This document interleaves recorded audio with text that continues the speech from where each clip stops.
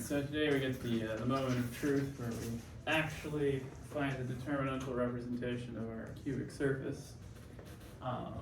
So yeah, after a lot of computation, I've decided that the best way to do this is computer calculation. But I'll show you how you can kind of do it. I mean, I did this mostly by hand, and then at the end switch to a computer. So the idea is that we're trying to find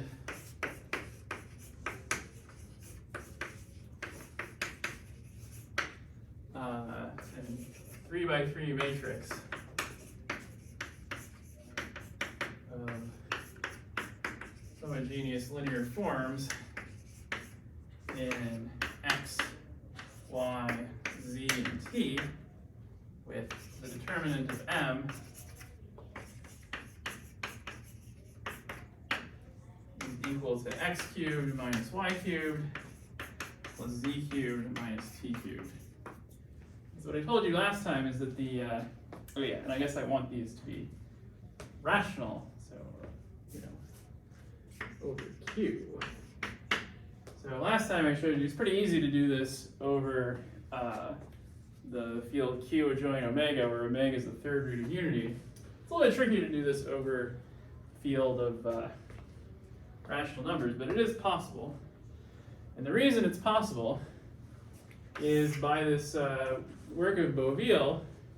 This is the equivalent to finding 6 lines that you can blow down, where the lines themselves might not be defined over Q, but they come in pairs that are defined as a scheme over Q. So the idea is we're going to this will correspond to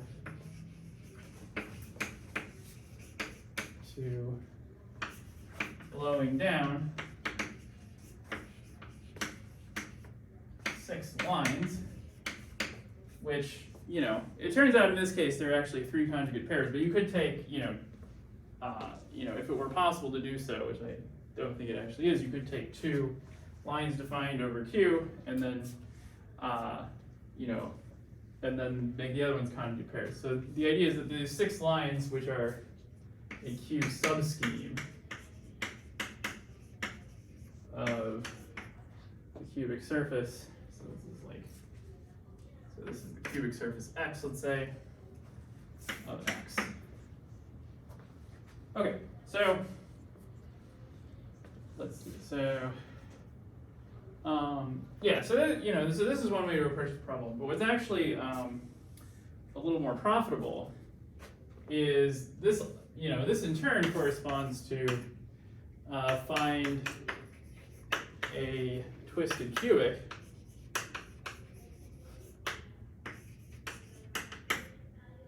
defined, so this has to be on X,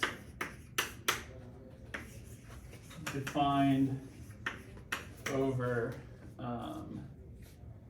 the rationals. So the idea here is that you have you have your X, and then you have your L, which is some twisted cubic. So that'll be the class of the pullback of a line for some choice of the blowdown. And then if you look at the syzygy matrix of this line bundle on this X, then that's the matrix we're looking for. The idea is that M is equal to syzygies, that is the linear relations on the global sections of OXL. Okay, so the idea here is that we need to find a way of, so basically we need to find a way of finding a twisted cubic on X that's defined over the rationals, and then finding the entire linear series of such things, and then expressing the linear relations among the generators for that linear series. Okay, so the approach that I took involves some more classical algebraic geometry within P3. So specifically, the idea is that if I can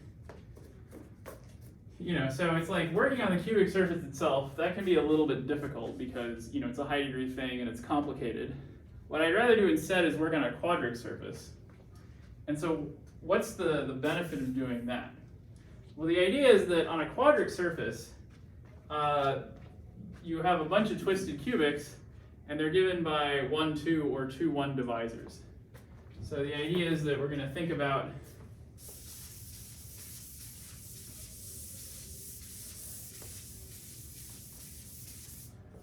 work on, I guess we'll just call it, is Q a good name? Well, maybe we'll just call it Y, quadric surface. And again, we'll just find one defined over the rationals. And then the idea here is that if I can find, if I take the equation of x and I intersect it with y, then that's a 3, 3 divisor. And if that happens to contain one of the twisted cubics, then the complement of that twisted cubic in the intersection is going to be another twisted cubic. So the idea is we can say, well, this is a P1 cross P1.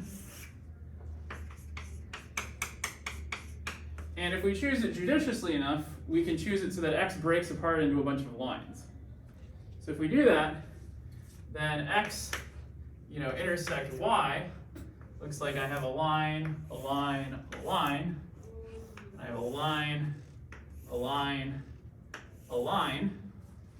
And then the idea here is that if I pick, if I pick this line, and this line, and then if I pick one more line like this gives me a 1, 2 divisor. And so then the remaining lines also give me a 1, 2 divisor. So then the idea becomes, okay, what I can do is I can just say, well, if I just, take, so the idea is that if I take any quadric that's through these 3 lines, and then I intersect it with x, then the complement of that is going to be a twisted cubic. It may be a really degenerate one like this, or it may just be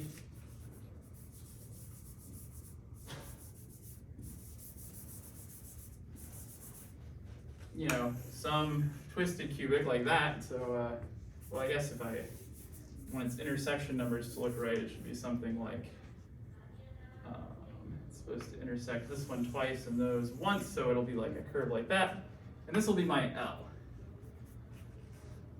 And so the idea is that, even though I'm looking at the picture on Y, if I imagine these lines are fixed, and that X is fixed, and then I vary Y so that it contains the 2 lines, then its intersection with X is going to give me a twisted cubic. And that's going to give me the whole linear series of twisted cubics on X.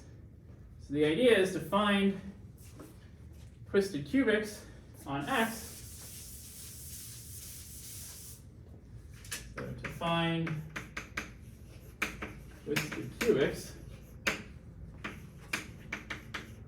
on X, we fix these 3 lines, so I'm just going to call them L1, L2, L3. So we find L1, L2, and L3 such that the union of these lines is defined over Q. So, so that L1 union L2 union L3 defined over Q. And then quadrics through the L1, L2, and L3, these correspond to sections of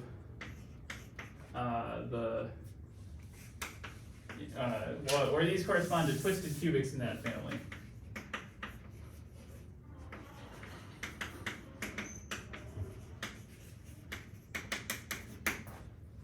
All right, and so you can work out, well, you just kind of do the basic intersection theory. You say, well, once I pick 3 such lines, and then I just, you just count how many quadrics there are through the 3 lines, and it's going to be a 3-dimensional space of such quadrics. And so that gets me exactly what I'm looking for. Those are the three quadrics that when I restrict them to X, they map me down to P2, and the syzygies between those quadrics give me the matrix M that I'm looking for. Okay, so any questions so far? So this is the strategy. Okay, so over an algebraically closed field, you can always do this. Now over the rational numbers, it gets a little bit trickier. But the thing that, if we look at this picture here, and we just think about how the Galois group can act, well, we can either have that L1, L2, and L3 are all fixed, or L1 is fixed and L2 and L3 are swapped. Well, so which one of these cases is possible? Well, if we just think about what our lines are, the way we get the 27 lines is, I have x cubed minus y cubed plus z cubed minus t cubed. And so I get, for each grouping of the terms, I'm going to get some lines. So for each way of grouping the terms, I'm going to get 9 lines. And those 9 lines are going to correspond to, if I group x and y, I have x equals, alpha y, z equals beta t, where alpha and beta are some third roots of unity, maybe just 1. And then I have x equals alpha t, z equals beta y. Your alpha, beta are in the set 1, omega, and omega squared. And then for the last one, I'm going to have, so I have x equals minus alpha z, and then y equals minus beta t. So, the choice of signs I have to switch. This is a kind of unfortunate thing from our choice of signs, but I prefer to have the signs like this so that we have positive solutions. It's just kind of a matter of preference. You can see these are all 27 lines because I have, 3 choices here, 3 choices here for 9, 3 choices here, 3 choices here for 9, etc. And then you can see there's only 3 lines that are defined themselves over Q. That's just when you choose alpha and beta to both be 1 in each of these 3 cases. So we're going to make one of those to be our line L1. So it was kind of a complicated calculation, and I think I didn't keep that page. So let's see. I think this line was x equals y, z equals t. And so then we have to figure out, well, what are our other 2 lines going to be? So if you just if you take x equals y and then you change both alpha and beta, then the lines don't intersect anymore, because if x equals y and x equals omega y, then x and y both have to be 0, and likewise for z and t. So if I have a line in here that intersects x equals y, z equals t, then it's something like x equals y and z equals omega t, and then the conjugate line would be z equals omega squared t. And so if we chose that, then we would get a picture like this, which is not what we want. That's not going to fit on a quadric surface. That's not a twisted cubic. This is actually a hyperplane section. So we don't want that. Okay, so what instead we have to do is we have to pick a line from here and a line from there. Okay, and so it's just a matter of saying, okay, well, I pick some points where the line is going to be. I'll say, all right, well, I get this point here. I want it to be 1, 1, omega, omega. And then here, I'll have 1, 1, omega squared, omega squared. So I want the points to be conjugate. And then I also want the lines to be, that'll make the lines conjugate. And so a good choice of L2 then is I can just say, well, x is equal to, I think I want omega z here, and y is equal to omega t. And then for this line, I get x is equal to omega squared z, y is equal to, I have it the other way around. So this one should be omega squared, this one should be omega squared.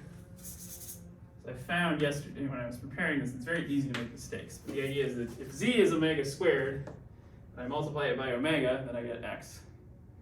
And if t is omega squared, I multiply by omega, I get y. You know, or actually, I think actually I want to swap these, because if it's z, then I have to have the negative, so I want the, all right, so we're almost there. Yeah, this is the one I want. Okay, this is y equals omega z, and this one is, yeah,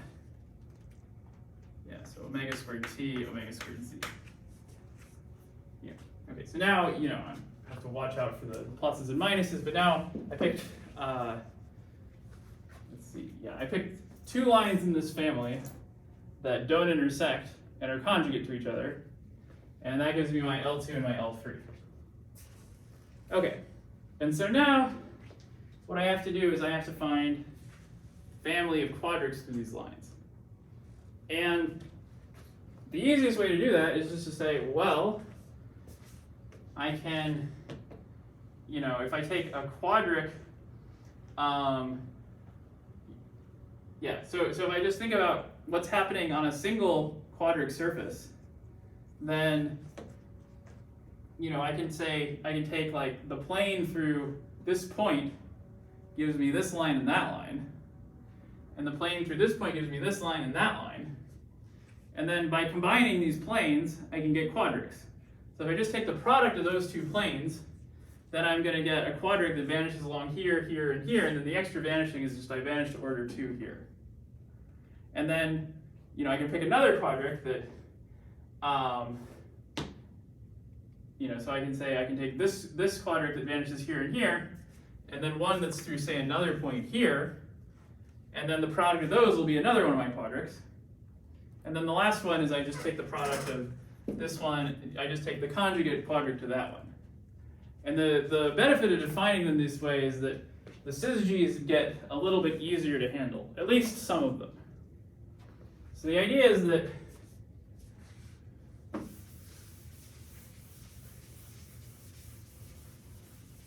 you know, just kind of draw the same picture again, but now to think about hyperplane sections. You know, I have a hyperplane that goes through L1 and L2. I'll call this, yeah, I guess I want to call this H1. And then I have, you know, the same hyperplane but conjugate, H1, you know, the conjugate, which goes through this one. And so my first guy is just going to be A is equal to H1 times H1 bar. Okay, pretty straightforward. On the other hand, I can take, if I take an H2 that goes through this point, and you know, I want one that's contains this line so that it's going to be tangent and that basically contains these two lines. So I haven't actually told you what quadric this is happening on, but it turns out that you don't actually need to know that to do this computation. You know, I can then take B is equal to H2 times H1 bar. And again, it's going to contain the 3 lines because it contains this line, and this line. And then my third one, I can just have B bar is equal to H1, H2 bar. Okay, now the beauty of doing it this way is that there's a couple of syzygies that are really obvious. Namely, I have a syzygy of A with B and a syzygy with A with B bar, just because these have a common factor. So in particular, I have that if I take H2 times A minus H1 times B, then this is just equal to 0. And then for the other syzygy, I can just, you know, take the conjugate. So that gets me 2 of the syzygies. And then the third is harder to get because, you know, you'll notice we didn't invoke the cubic surface at all for this, because, you know, there was just a linear relation among the quadrics, you know, in projective space. But, you know, the third one, you know, you can, you know, I mean, I think there are ways of getting it by doing geometry, But what I found easiest to do was just to write down, compute these syzygies, and then poke around in the computer to basically just use logical reasoning to figure out what the last row had to be to get the determinant to be the right thing. You can say, well, I need a term of t cubed, so then that says I have to have a t here. And then I want to have no terms of x squared t, so that says that I have to have an x here to cancel the terms I already have. And you can keep doing this and derive the last row. Okay, but before we get to that, I want to just show you how to extract from this h1 and h2 the syzygies over the rationals.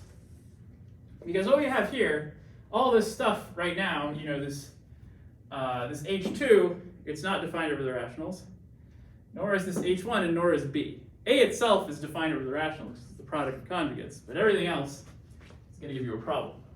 Can I ask you something? Yeah. This h2, can you just tell me one more time how that's defined? Oh, I see. So the idea is, yeah, I mean, so the idea is we want something that when you intersect it with the idea is when you intersect it with the cubic, you want to get the 3 lines here, here, and here, and then 3 other lines, right? And so if I pick h2 so that it contains this line and another line on the cubic that intersects it, then it's forced to contain a 3rd line secretly because its intersection with the cubic is degree 3. So that's how we define h2, is we find another line on the cubic that intersects this one, but that intersects this one, and it also intersects that one. So this is actually going to go all the way across. And then h2 bar will be down here. So we can't just choose it arbitrarily. The idea is it has to contain this line and then another line and another of the 27 lines that intersects this one but not that one. And so then it's forced to actually contain a 3rd line. Likewise, this h1 bar secretly contains a 3rd line. And so then you can say, oh yeah, then this contains these 3 lines, and the complementary 3 lines are one of my twisted cubics. Let's see, so yeah, kind of in the interests of getting through this in one lecture, I'm kind of glossing over how I actually found this, but let me tell you what the equations for A and B are, and then let's see. And then it'll become, I think, a little more clear what's going on in this picture. Yeah, so A is going to equal z minus t. Let's see. Yeah, so that's good. That's one that we want. Plus omega times x minus y times z minus t plus omega squared x minus y. So you can see these are going to be the 2 lines, the 2 planes. So one of these is h1. So let's see. So here I have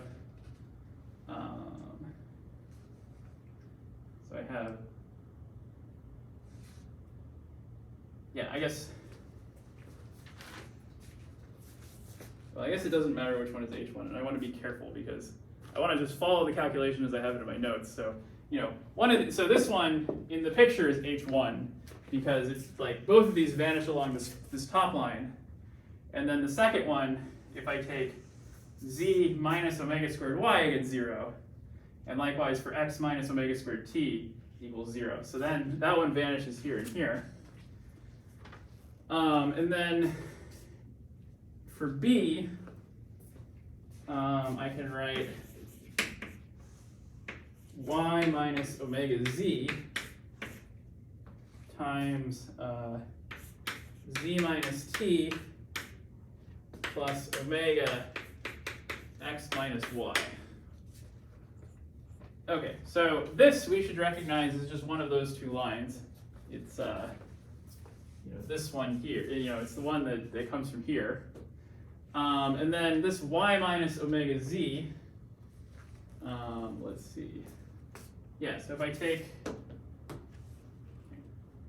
oh, that'll be so annoying if I got the wrong line here. Let me just check.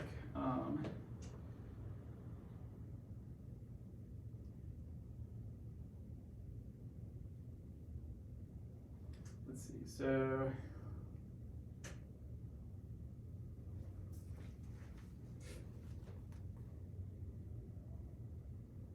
yeah, I guess that one certainly vanishes along here.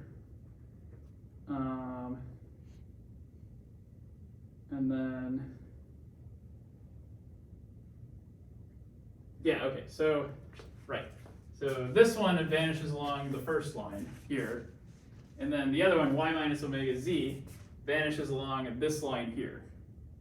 And then that'll tell you what the other line is here, coming from B. Well, this is going to be another line with, let's see, so here I'm going to have, let's see, so here, so this top line is x equals y, z equals t. And the middle line is going to be y equals omega z, and then x has to, I think x is going to be, it's either omega t or omega squared t, and then, let's see, I think,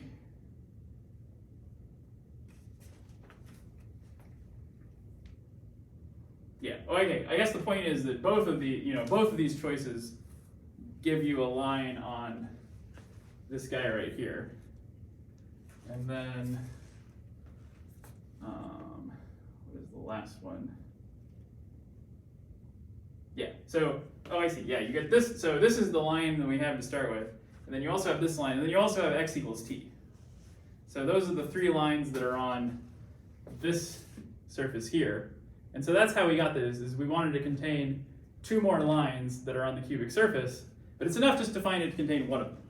So when I computed this, I was like, okay, I found the line first, and then made the function vanish on the line. But really, you can just say, well, this function has the property that when you cut the cubic surface with it, you get one of the lines we wanted already, and then two others. So that's where this comes from.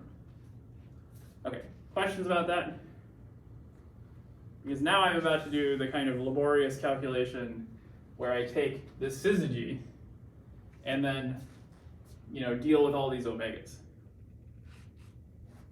Okay, so what I'm going to do is I'm going to say, we're going to multiply this out, and then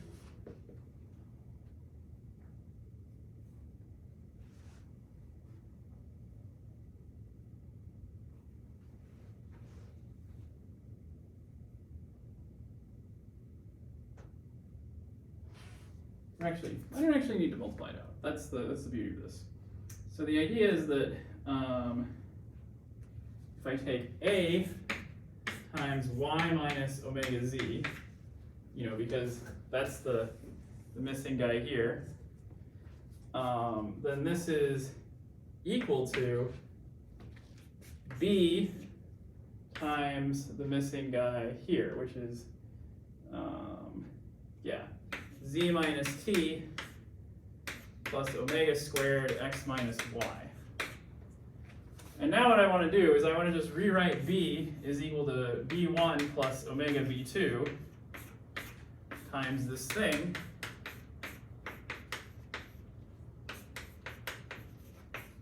And now if I can find the rational part and then the omega part, then I get a syzygy 1 for y with the rational part, and 1 for negative z with the other part.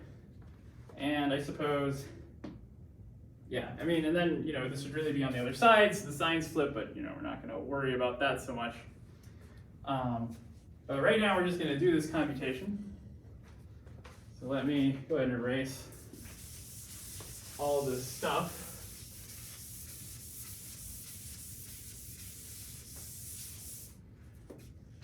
Okay, so when I multiply all that out, then the first term I get is I get a z minus t times b1. And, and so, you'll just do like kind of the standard, first, outer, inner, last, or, group terms however you like. I have an omega times an omega squared. That gives me a 1. So then that tells me I have plus b2 times x minus y. Okay, but then the omega squared term that I have, because omega squared is equal to negative 1 minus omega, I could turn that into a negative 1 and a negative omega. So this omega squared term, which is going to give me b1 times x minus y, I have to subtract that off too. So then I'm going to have minus x minus y times b1 from the omega squared term. Okay, and then the omega term is going to be, well, I have, that one's a little simpler. That one I just have b2 times z minus 2, and then I also subtract the x minus y times b1. So I have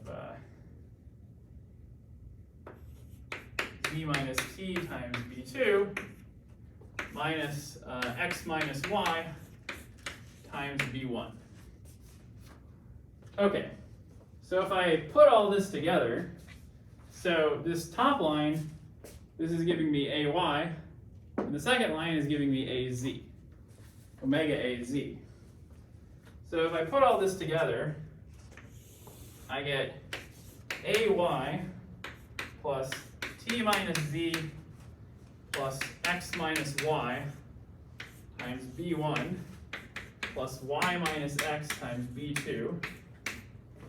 And then the other line is a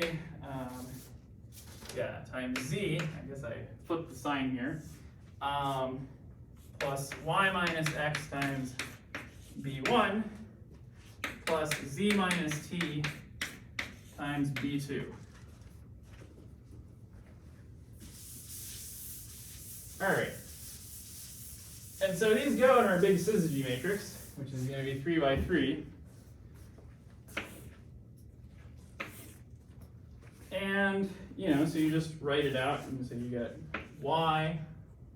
I'm going to put some kind of soft lines here so that it's clear what's going in what square. Here I have t minus z plus x minus y. Here I have y minus x. I'm just copying those over from there. I have z, y minus x, and z minus t. And now I have to fill in the last row. So to figure out the last row, the first thing we can say is that, okay, so let's do this square first. Because we know that in this square, if there's a y or a z, I can just cancel it using the previous, using q row operations from the previous rows. So then the idea is just to say, okay, I'm going to have a t term and an x term here. And you'll notice that, if I'm here or here, I can't get a t cubed or an x cubed because these only have y's and z's. So that fixes the coefficients of t and x, and in fact you can work out their t minus x. And then you just kind of work your way through the picture. You use the same kind of reasoning to say, let's see, what's a good one? So like a y squared, a y squared t term has to come from here now. And so that's going to tell you, is that true? Yes, because, I guess that one's wrong. Maybe I mean, let's say a t squared y term? No. Yeah, I mean this part's a little tricky, but the idea is, you kind of go through your list of terms, and then eventually you find a term where it can only come from here, and then you put down, what the coefficient is, and then you move on to the next term.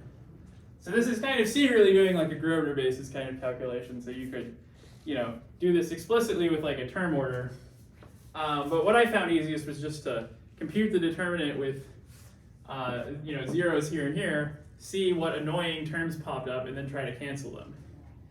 And so I'm not going to try to do that, repeat that calculation by hand, but what you get is you get x minus t minus y minus 2z here.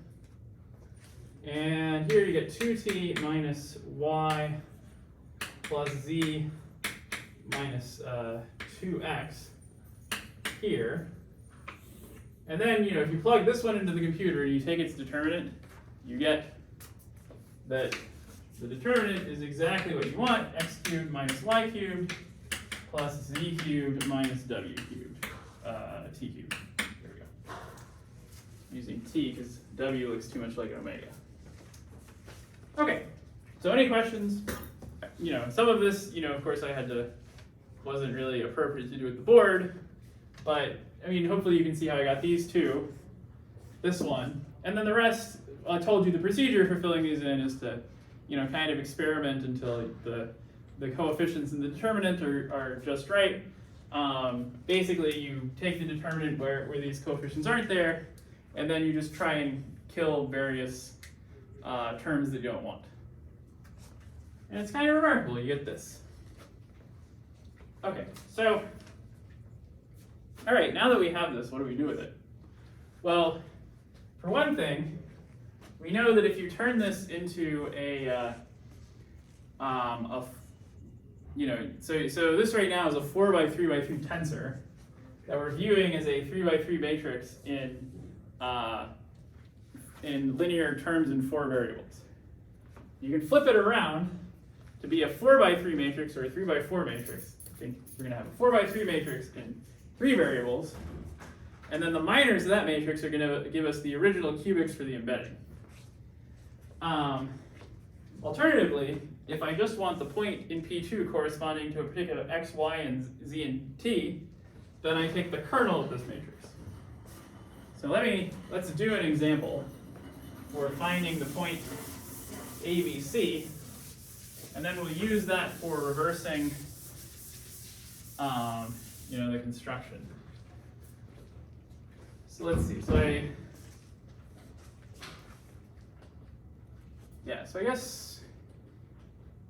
So which example should I do? I guess I could do 10, 1, so 10, 9, 12, and 1, or I could do 3, 4, 5, 6. I think I'm going to do 3, 4, 5, 6 because I'm worried the numbers are going to get too large on the other one. Because you're taking cubes of things, which is always a little nerve-wracking in terms of the size of the numbers. So, so if I have x equals 3, y equals minus 4, z equals 5, and t equals 6, then if I plug those into the matrix,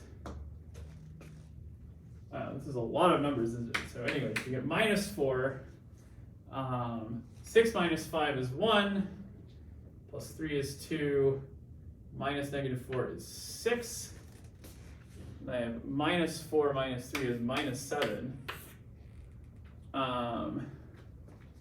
And then 5, so minus 4 minus 3 is minus 7. And I have 5 minus 6 is minus 1. And then I have t minus x is 3. So I have x minus t is negative 3, minus negative 4 is 1, minus 10 is minus 9, and then this is going to be 12 plus 4 is 16, 5 is 21, minus 6 is 15. Okay, so that's, quite a matrix. Right, and then now I have to remember my linear algebra for row reducing this matrix. Well, right, and this is kind of a clunky matrix too. There's a lot of numbers in it. But, well, let's just see how we do. Negative 4, 6, minus 7, 1, negative 1. And so then I can just, really think of this as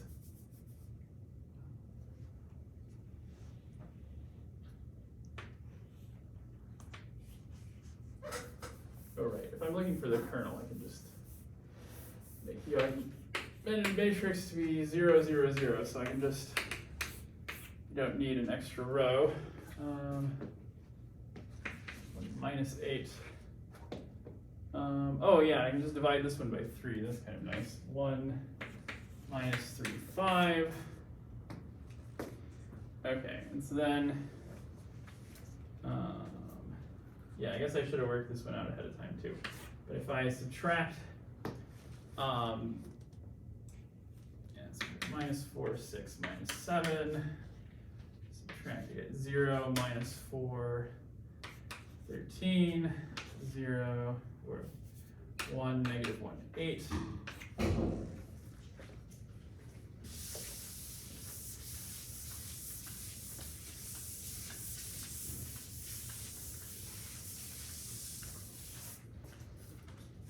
Okay, and -4, 6, 7, 1, -1, 8, 0, -4, 13. Okay, and then, Wait, why did it go from -8 to 8? because I dropped the minus sign. Thank you. All right, and so then the next one, let's see, let's just do 2 row operations at once, live dangerously. If I add 4 of this to this one, I get 0 to -25, 0, -4, 13. Okay, and then, this one,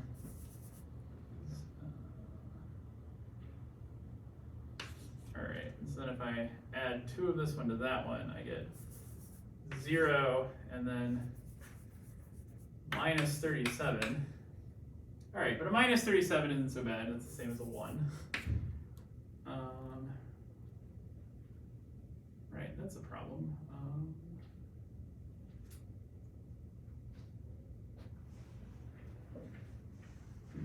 Getting the matrix is, yeah, I'm getting that the determinant of the matrix is non-zero, which I guess means I made a mistake somewhere. Well, anyway, maybe we'll hold off on this, or, you know, maybe you can try this example at home, because I'm running out of time. And I do want to show you how to get solutions to this from an arbitrary A, B, and C, which is like the more interesting thing anyway. So the idea there, anyway, so I apologize. I should have prepared this one in advance too, but it's like, you know, I was like, oh, it'll be fun to do it at the board, and I always forget how sometimes doing linear algebra at the board is a little bit difficult, right? So, you know, the idea here is that, you know, I want to turn this into a matrix in A, B, and C. So the way that you do that is you say, okay, well, the variables here tell me which column of my new matrix I'm in. So here, so everything in the first row gives me an A. So I have an A in the second row. And then here I have an A, minus A, a minus A, and an A, because these correspond to X, Y, Z, and T. And then in this one I have an A and a minus A. I suppose I should space these out a little better. A, minus A, minus A, and A. And here I have A and a minus A. Okay, and then the next one, you know, the next row is for B. And then I get B, B, A minus B. And in this one I have B and a minus B. And then the final row is for C's. So I get a minus C, a C, and then I have a lot here. So this is A plus B plus C, B plus A, B minus A minus C. Let's see, and then the third one, that's Z, so then I have minus 2C minus A in that one. and then minus t, so this becomes a minus c. And then finally the last one, so that this is minus a minus 2c. This one is a minus c, this one b plus c. And then finally for the last one I have b plus 2c. Okay, and then this is my matrix. And the point of this matrix is that if you plug in any values of a, b, and c, then you get a solution to this. When you take the 3 by 3 minors of this matrix, you take, so that's remove a row, take the determinant, etc. And yeah, and I guess I have to worry about like, do I mean the signed determinants or not? Well, let's not think about that too much. But yeah, I mean, I think maybe you want the minus ones or not. I'd have to check. I'd have to think about it. But the idea is that this is sort of like, if you plug in an A, B, and a C over here, and you multiply them, so the idea is you're trying to find the A, B, and C that make this matrix times A, B, C equal to 0. Then, solving that, it's solving a bunch of linear equations where the, in terms of the coefficients, and you're kind of swapping which ones are the variables and which ones are the coefficients. But the solution is some sort of Cramer's rule thing. So the idea is that the reason it's the minors of this is it's sort of a variant of Cramer's rule. That's the way I think about it. Right. Okay, so I think I should probably call it here as opposed to trying to plug in some numbers here and see what we get. Though I encourage you to try this on your own. Hope I didn't actually go back and check through that this satisfied these equations, but I am quite confident that it does. Up to maybe some minus signs. Whether whether when you remove, so it's like when you remove this row and you take the determinant, are you supposed to put a minus sign in front or not? Normally when you're in algebraic geometry, you're thinking about the minors of a matrix, you're just like, oh, I'm thinking about the ideal generated, so I don't care what the coefficients are. But since we're trying to get the specific solutions to this, the pluses and minuses are kind of important. Okay, any questions? Anyway, I thought this was a rather neat way of attacking a really classical problem of in number theory of finding integer solutions to this. The point is that if you plug in integers here, what pops out are integers, and then you can clear denominators to get the least term solutions, or divide by the GCD. Okay, well, that'll be it for today.